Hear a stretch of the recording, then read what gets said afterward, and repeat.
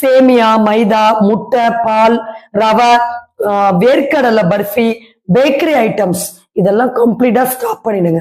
இதெல்லாம் அதிகமா சாப்பிட்டதுதான், chicken mutton அதிகமா சாப்பிட்டது, ட்ரிங்கிங் ஹாபிட் தான் இந்த கால்கள்ல இந்த மாதிரியான டிவிடி வாரிகோஸ் வருவதற்கு முக்கியமான காரணம். நீங்க எவ்வளோ பேஷன்ஸ் காலில் அப்படியே பென்சில் செய்வன மாதிரி சர்ஜரியில உங்களுக்கு அந்த ரணங்கள் சர்ஜரி பண்ணி அதிகமானவங்க அதிகம். சோ அதனால இந்த ரத்தம் சுத்தமாகாம புண்கள் ஆறாது. சரி, ஓகே. ரெகுலரா கேஸ்டர் ஆயில ஸ்டொமக் வாஷ் பண்ண யூஸ் பண்ணும்.